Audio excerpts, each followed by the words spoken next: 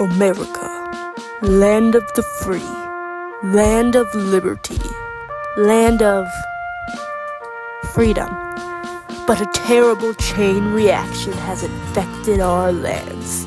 Women like Betsy Ross, Anne Hathaway, Shirley Temple, the innocence and purity of our women, symbolized through celebrities like these. But you're wrong. They always start off this way until they are overcome by sex and drugs. What causes this? Paparazzi! Loss of autonomy! The drama! Exposing the truth!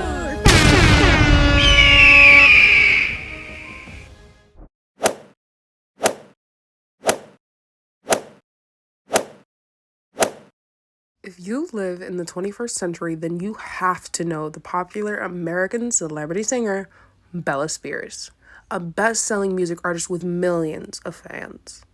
But what you didn't know is that she is a morally corrupt exhibitionist spreading lies to children, fans, and the world. On November 29th, not only did the miscreant kill a tree for her own greed, but she threw it into the garbage. Is this what we want to teach our children? To kill trees and not to recycle? This celebrity is a role model for thousands of impressionable children. And what does this irresponsible female do? She teaches kids how to kill the planet. What's next? Doing drugs? How do you feel the entertainment industry or the art industry limits the creative freedom of artists and creators? I have no idea. I don't even know half the words you said. Wow, I could talk all day on these questions. They're really deep. Well, I think that if we're talking entertainment, and we're talking about the art world, like, it's all filtered through social media, right? And with social media, people are siloed into specific ideas, I would say. And so, yes, we have access to everything in the world, but I think with the algorithms that are at play, right, it closes down what we actually have access to, but gives us the idea that we have access to everything. So I think it limits us in that way. I guess because the big investors with all the money, they're gonna only bet on the safest bets. Like I've heard that about movie, like they're only gonna go and like produce a movie if they know it's gonna get like $100 million or whatever the numbers are, right? They're not gonna invest in some movie that might not be a blockbuster. Okay. So we tend to get these just same movies. It comes down to money and power and control, right? The record industry, the record labels or the movie house, the movie producers, like they, I think in those ways, I think it's, money, right? Money and power kind of limit like creative expression, right? And who gets to participate. I think like art, like dogs eating pizza, has like an unlimited amount of freedom because everyone's doing something different. You don't need to adhere to anyone's, studio's demands or like a producer or anything. It's like your art just depends on if it becomes profitable for you or not. Like maybe some people do things because they think it'll be more profitable, like dogs eating pizza. Or they just, they're creating art because it's art and that's what they want to do and they're being creative. So if it takes off, it takes off. And if not, then they'll keep going. But yes, they have a lot of autonomy.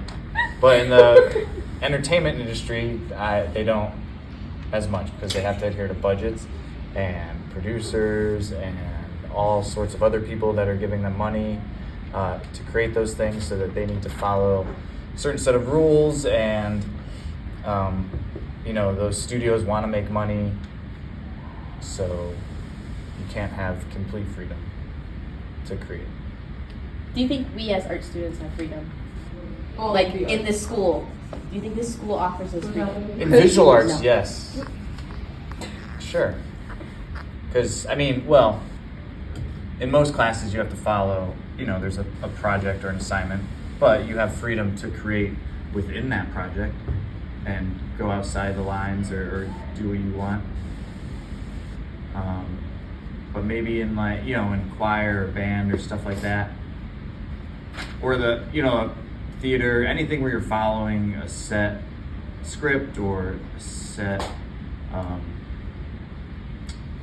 you know, a song or whatever, then you really don't have any autonomy. I feel like only certain stuff is profitable and marketable, so I think that that's where the limitation lies. I don't necessarily think it's like the industry itself. I think it's society, if that makes sense. Well, it's controlled by money. Overall, if you have the restraints of how much money you can earn on what you create, that immediately puts like a thumb on it to push it down instead of just creating for the sake of creating. Do you think that many news stations and articles try to spread fear and hate towards their audience? If so, why do you think they do this? I absolutely think they do that. 1,000%. Fear sells. I know fear sells. I mean, yeah, I guess fear and hate. I mean, because some, you know, if you're the news station or news outlet, whatever it is a particular, you know, leaning politically, then they'll obviously go after the other side, and you know, kind of pits that audience against other audience, and then definitely fear, because you know, it sells and it makes people watch the news. But once like it's old news, then they stop covering it as much. For example, the war and Israel and Palestine was a big thing for a while, and now like you barely hear about it on like major news networks. I think what's going on right now with news media in general, and I think there's been a huge shift because there is so much online information, and people get a lot of their information from online sources, and algorithms steer you in a certain direction. So if you are constantly looking at things maybe are a little more right leaning, that's the news that's going to keep coming your way. If it's left leaning, that's the news that's going to keep coming your way. So how do you get a full and open picture? It's somebody else's viewpoint, it's somebody else's story about a particular thing. You're offering me some big problems that I don't have solutions to. I just see the problems and like agree. You know, back in the day, my father used to say the only real news is what you read and not what you watch, but I still think that those sources are skewed as well. I don't know, for me, I think I just try to gather as much as I can and not take it to heart and just try to live in a way on a personal level. I don't know how do you find facts on things when you only get this much information? I think that they do this because it captures attention and it creates the like fear, and when people are fearful, they can be controlled. And when they're not fearful and they have their own thoughts, then they can't be controlled. They fearmonger, they bait us with things that they know we're gonna have these like fight or flight responses to, because we'll continue to click, we'll continue to watch, and it's just like proven that like our reptile brains are going to respond that way. So they absolutely do it, and it's scary that happens. So unless you like are thinking like you guys are now, like thinking about it and being more aware of it and like have the veil, like there's an agenda. Anything that's free, you're the product, right? That means they're selling you and your information. So anytime that you're watching something and you notice yourself getting caught up in it, think about like who's doing that to you, why are they doing that to you, how do they benefit from keeping you where you are. More than likely it's like to spend your money, but also to control you. You know, like if you're so busy like figuring out or you know, watching something, you're not connecting with real people, you're not thinking about who's pulling strings and who, not sound like a conspiracy theorist. And there's some of this stuff really going on. And what's happening now, like, people are aware that it's happening, and they're also like, yeah, I'm still gonna do that kind of thing. Like, I don't care that Amazon, like, I'm still gonna order from Amazon because it's 2-day shipping, but then they're creating a profile about you, and I don't know, I sound crazy right now, but watch this in 15 years and then be like, Menendez wasn't so great. Yes, because and it's really just a distraction, right? It sells and it gets viewers, it gets eyeballs, and it gets advertising revenue, yes.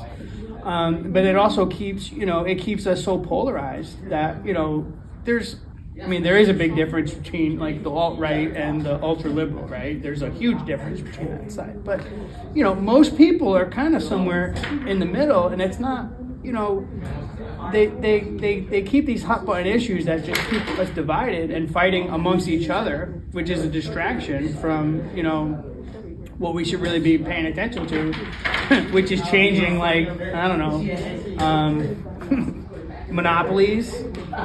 Back in, I think it was FDR did, busted up a lot of the monopolies, but now, like, again, money and power have, consolidated, and and fear sells, right? Polarization sells. Like, whatever side you're on, you like seeing media that caters to that, or even supports it, or even nurtures it, or fosters it, or grows it, right? Like, people on one side will pay attention to media that supports their claims, and as the other side. And in the meantime, we're just more divided, more polarized, and but they're getting more viewership, more eyeballs, and more money. People don't pay to hear good news. They tune into car crashes and planes going down and stuff, right? Yeah. Is that what you mean? They do that because that's what people click on. That's